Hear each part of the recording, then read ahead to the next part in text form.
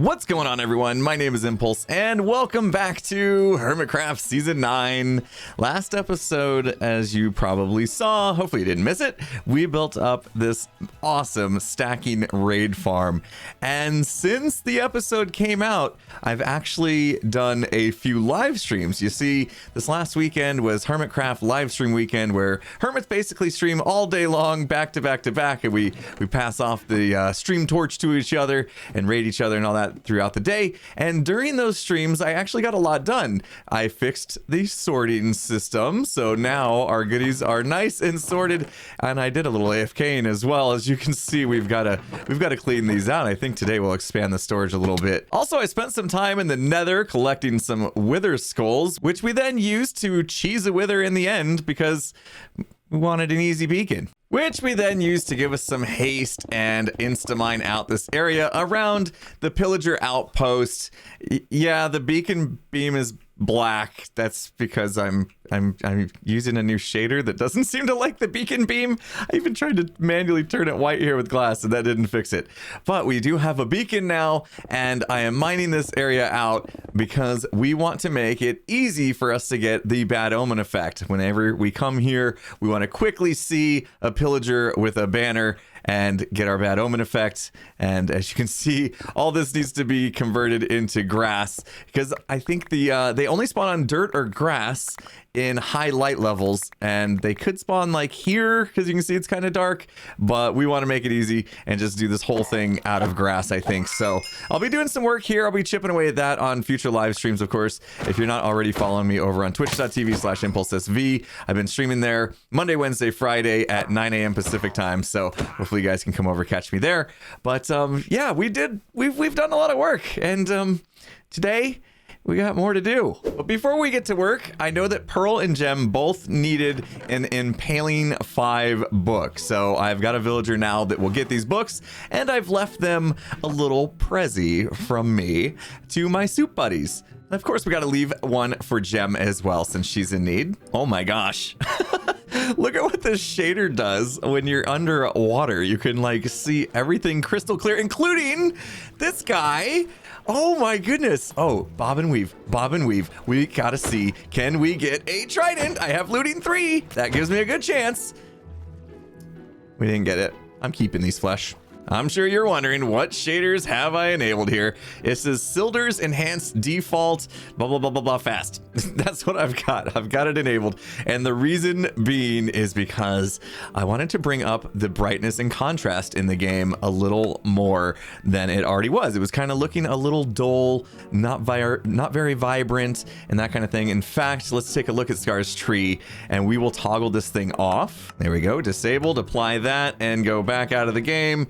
And look, it's just it's not as bright, it's not as colorful, it doesn't look as good, I don't think. And there we go, much better. You guys let me know what you think. It does make the water look a little funky. We turned off basically everything I could in the pack just to get only the brightness stuff going on, but yeah, things are definitely a little different. Okay, so for our first project of the day, I think I need to stop by the entity, because I don't know why I gotta say it all in that kind of voice, because we need to buy some wood.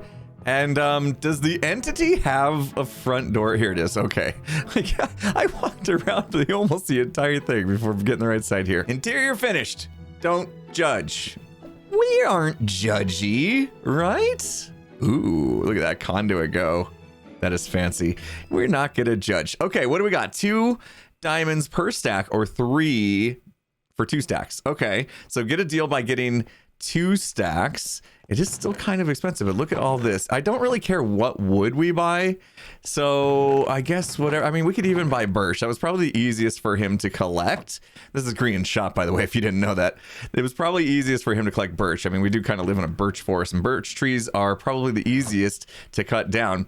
But I'm gonna buy 2, 4, 6, 8, and each one of those was 3 diamonds for 2 stacks. There we go. All right, that should do us. Woohoo, look at this. We have a fancy bridge now. I don't have to swim through the water to get to the other side. Very nice. I think Yeah, I think Green built the bridge and Pearl has been doing the texturing. And she also did this small little bridge that goes right to my place. Oh, look at this. She's even given us a little path area. Oh, that is much better than what I did here. Feel free to keep on going, Pearl. I also mentioned that while Tango was on vacation, I was going to take care of the iron farm for him. You know, his iron farm, it was overflowing and I wanted to make sure the items weren't going to rot. So yeah, I've been doing that. And, we've collected just a little bit of iron. Thanks, Tango. When he gets back, if he needs any, obviously I'm willing to share. I mean, it is his iron anyway. All right, so why all the iron? Why all the wood? Well, it's pretty obvious, I think, that we need to expand our storage system here because now that I have a beacon, I can AFK, right? I can set the beacon to regen and strength, and even though I might be starving as I am swinging away, killing all the mobs in the raid farm, it's gonna keep me alive, and these actually fill up within just a few minutes. So yeah, if we want to get even more stuff, we're gonna need more storage, which means I need to make some chests and some hoppers. Stack of each. Yeah, I might have overdone it. Oh, look at that. I used most of them. I'm down to 3 chests and I did make too many hoppers, but there we go. We've expanded the storage and now we can collect all the emeralds. Hello. Oh, jeez, you scared me. Behind you, Impulse. Hi, Gem. How you doing? Do you know what I need right now as well? What do you need? Glass. So do you know how? Do you? I listen. Once again, I am here asking for your help. Again. I need like a stack of emeralds. Listen, but it's for the prismarine farm, so I'll provide sea lanterns or prismarine or whatever you need. Okay. I love that stuff. I just put in a whole bunch of new storage because look at the very top chest in the first row there. You see it? Impulse! Yeah. You sure you just want 1 stack?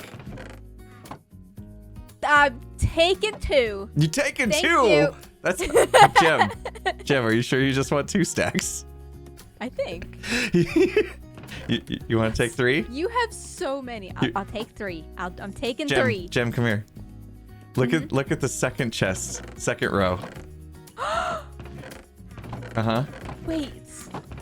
Third row. Wait. Take as many as you need, Gem. Like we're good. Look in this one. There's Where? there's some more in there, and then I got some I've been putting over here. Look at this one. Look at this one over here. Impulse! I know.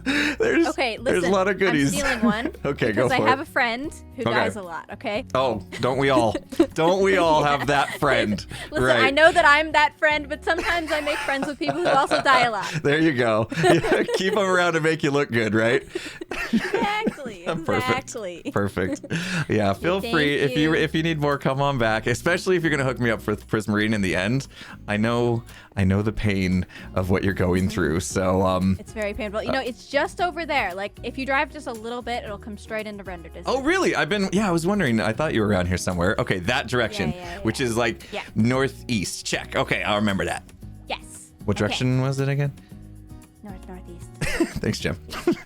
Okay, goodbye. Bye. Well, now that we have our storage in place, I think we should get our beacon over here and actually see if we can AFK at this thing without dying. So let's go grab our beacon. We're going to need to set it up and then go get Bad Omen and then come back and we'll get the raid farm rocking. All right, we move the beacon over and I think, like we said, we'll do strength and then regen since we've got a full pyramid here. All right, there we go. Now, one last thing to do. I need to cover it with glass so that no mobs from the raid party try to spawn on this pyramid itself.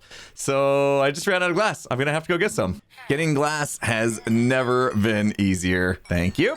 And you, much appreciated. Pleasure doing business with you. All right, there we go. Beacon fully covered in glass, so nothing can spawn there. I don't think anything can spawn on the bed. I'm gonna set my spawn here, but before we get this raid started, obviously I need to get Bad Omen.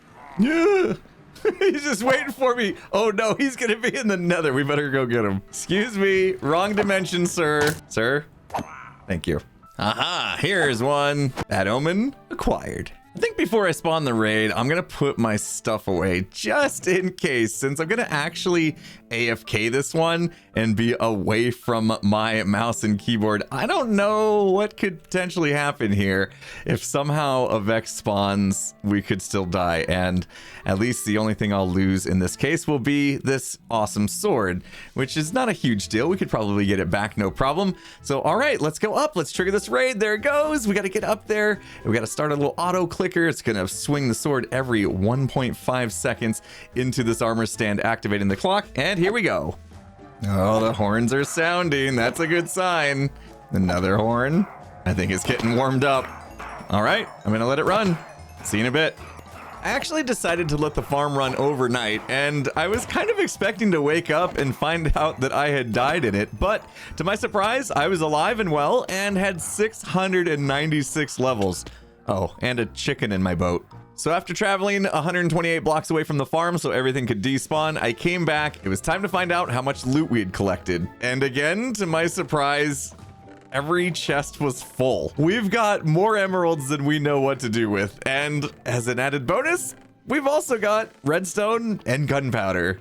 How awesome is this farm? And since when can a chicken row a boat? Now that we've got emeralds for days, it is time to ramp up our trading. I want to get every single book that's able to be traded for, but I don't want to store up all the villagers in our spawn area because that could end up causing some lag because those chunks are always loaded. So I went 16 chunks away from where people were living to make sure that they would be out of the render distance and not always loaded, and started digging out the new villager trading hall location. Of course, now that we got a shiny new beacon, that was easy enough to do. And then the hard part, we have to transport all the villagers we currently have and get a few extra because we're still missing quite a few books. And our villager operation has moved, and we're getting all the new kiosks in place, and I've got a few new trades as well, and I've actually got like a full-blown spreadsheet that's helping me keep track of what I need and what I'm missing. So you can see here we've got a few: blast protection, we've got cursive binding, we're just missing a few more books, and I wanted to show you kind of the process I've been going through in order to fulfill the last ones that I actually need. So I've been just snagging one of these extra villagers. I grabbed all these from Tango's villager breeder, and they were just chilling in the little chamber there, so I took them out, brought them on over here, and I kind of closed this off, right, so that he can focus. Okay, or die, don't die. He's in the block. Ooh, okay, sorry about that, buddy. He took a little bit. He'll be fine. Oh gosh. See, he's fine.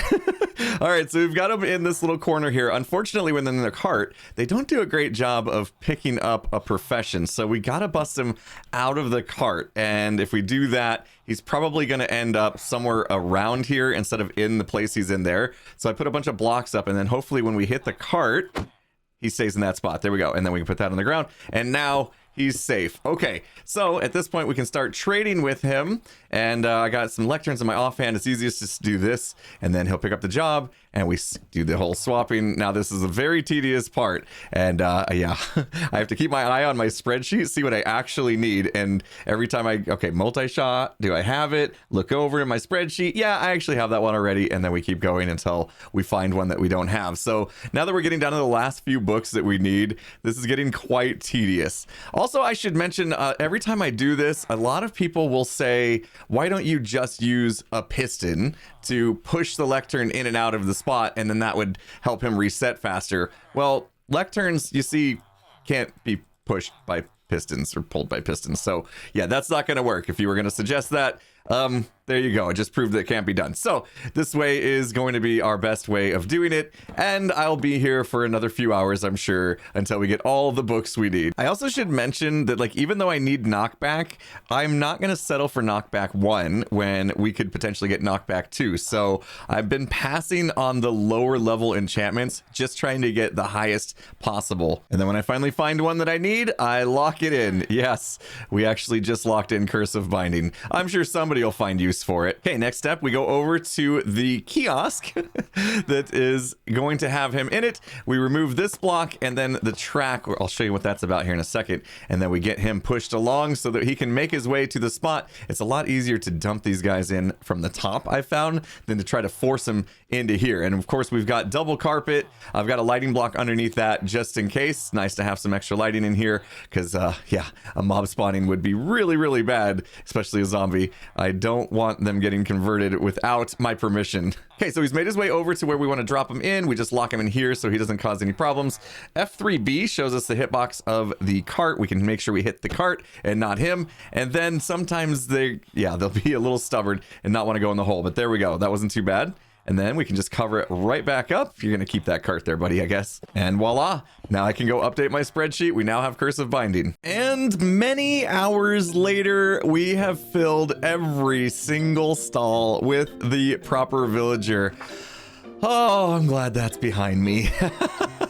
All of them on double carpet. And also Doc mentioned that if you put magma blocks in front of them, it helps them to not think that they can just walk out. So that's good for their AI, I guess, to reduce a little bit of lag. But we've got all of these in place now.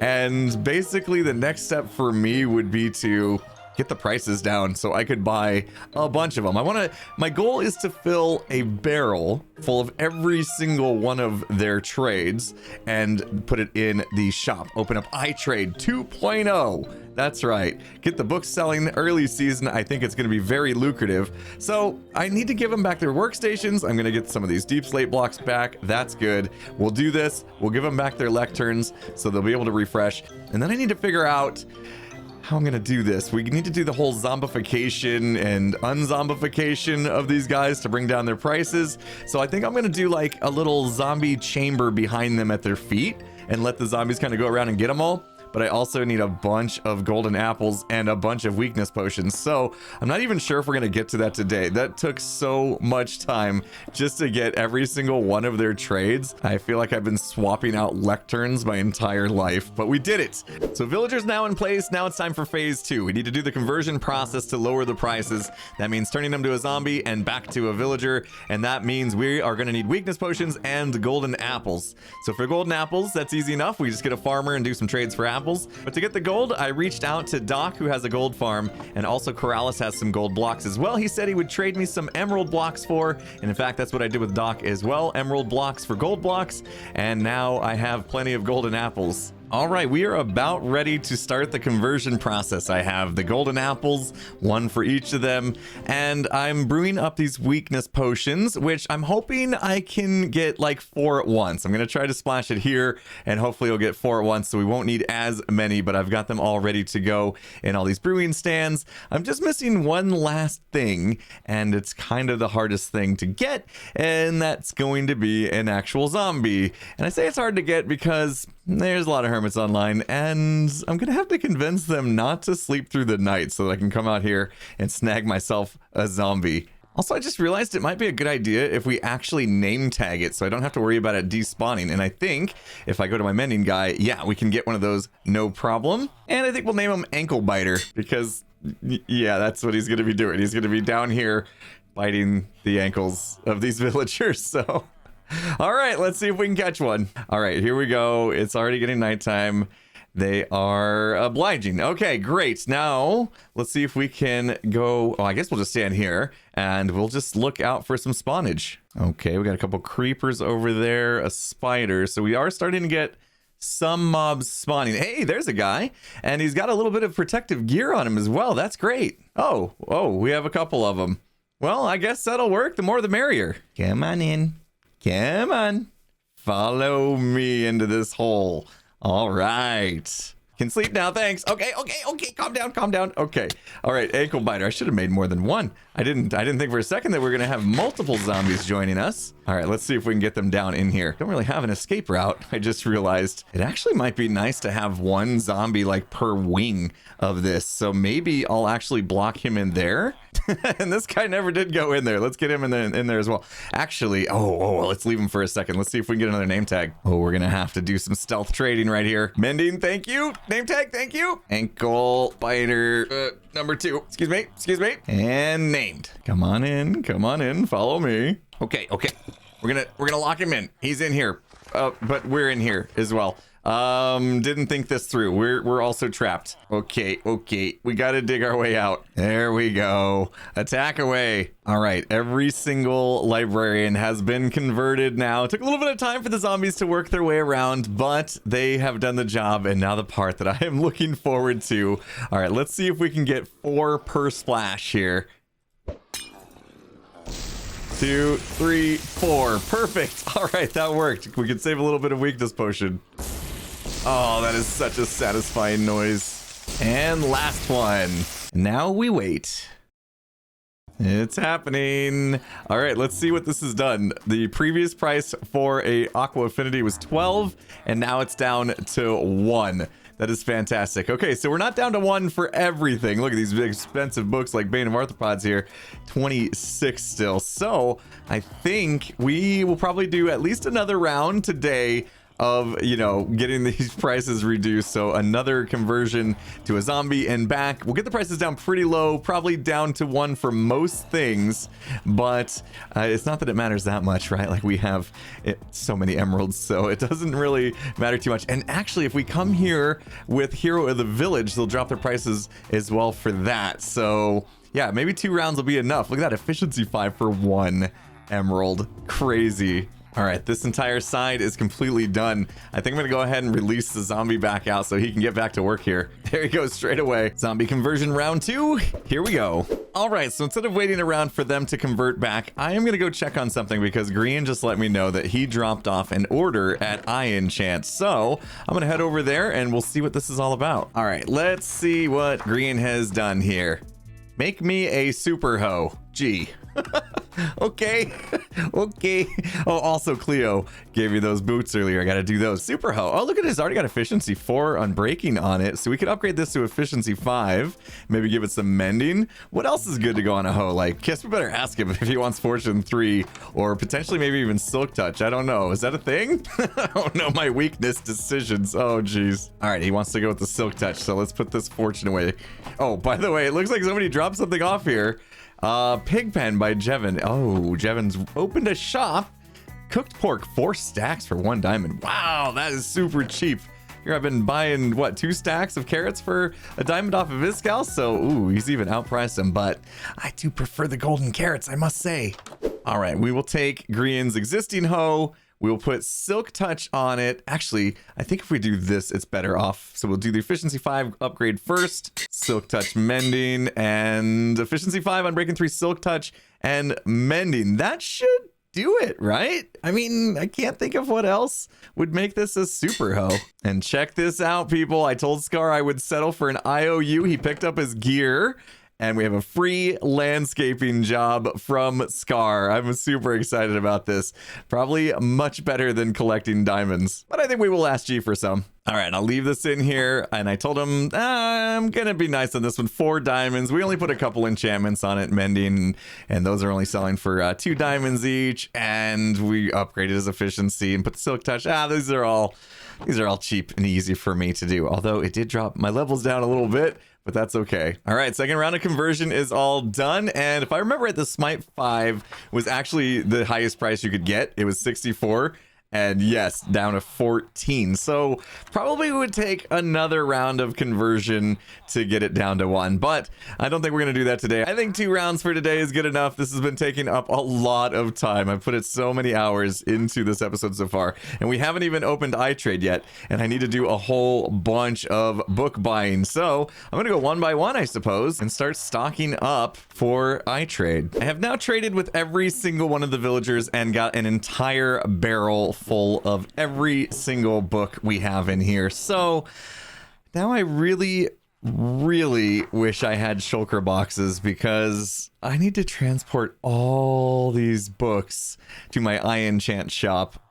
Oh, this is going to be painful. All right, I think I'm going to incorporate iTrade just in here. This is still not really the shopping district. This is still just our starter area. So we haven't really formed an official shopping district just yet. So later, an official iTrade building will be constructed. But for now, just to get our product selling, I think what we'll do is I'll actually remove this wall, and we can put the barrels that's going to have the books in them just in this wall right here, and we still have a wall. All right, I need to do some math because we have 38 books total that we're selling.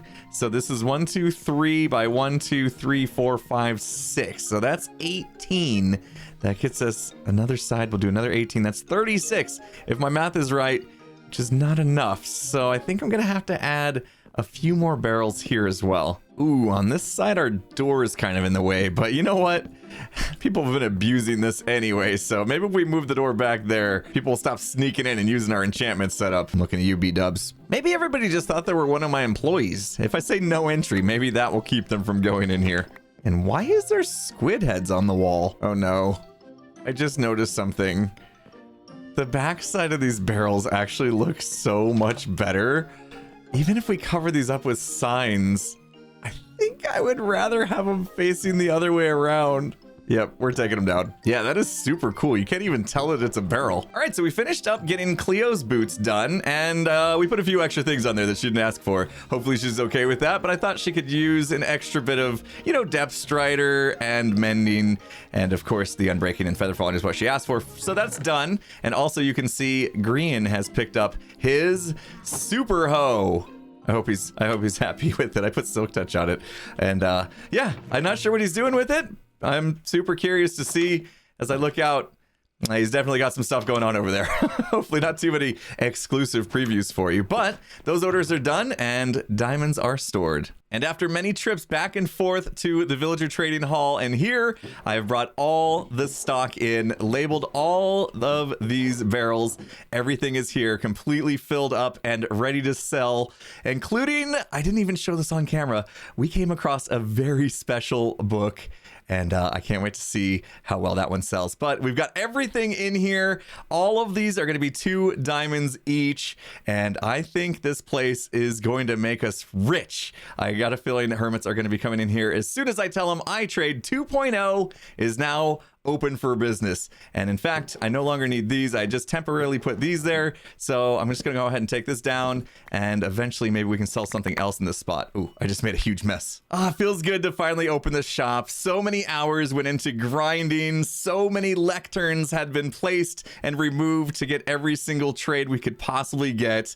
And after many, many hours, it's finally ready. People can finally come in and I can finally make some more diamonds. So that's going to do it for me today, guys. Hopefully you enjoyed the video. If you did, hit the like button. If you're not subscribed, make sure you do that before you go. And with that said, I'll see you again next time. Have a good one, everyone.